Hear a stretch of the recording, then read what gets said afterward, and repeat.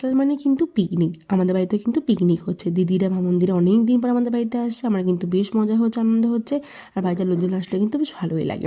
ওরা শনিবার রাতেই চলে এসেছিলো, পরের দিন রবিবার দিন আমাদের পিকনিক হওয়ার কথা ছিল।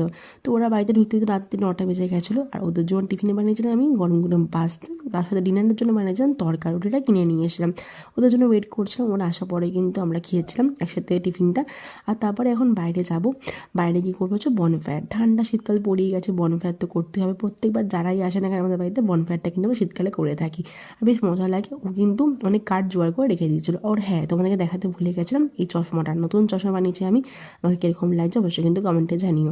তো দেখি রন্ধা সব তৈরি করছে বনফায়ার করার জন্য। তো চলো, বনফায়ার আমাদের পুরো রেডি। বেশ ভালো লাগে আগুনটার সামনে শীতকালে দাঁড়াতে। তো এখানে আগুনের সামনে দাঁড়িয়ে সবাই মিলে নাচ গান হই হুল্লোড়, কী বলবো, সেদিনকে আমাদের বাড়িতে কী চলছিল কী আর বলবো। তারপরে নাচ গান করার পরে কিন্তু ঘরে এসে চলছিল গানের লড়াই। ওরে বাবা, যারা ভুলভাল গান গাইছিল সবাই, কী আর বলবো। তারপর রাত্রি 1:45 নাগাদ আমরা ডিনার করতে বসি। সবাই এক জায়গায় থাকলে কী হয় আর, গল্প আড্ডা করতে করতে খাওয়া দাওয়া ঘুম সবই মাথায় উঠে যায়।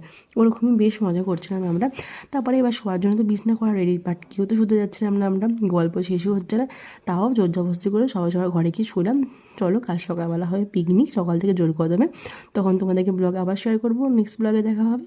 এই ব্লগটা একটু হয়ে রাখলাম, ভালো লাগে লাইক কমেন্ট সাবস্ক্রাইব করে দিও। দেখা হবে নেক্সট ব্লগ, ততক্ষণ সবাই খুব ভালো থেকো, টাটা।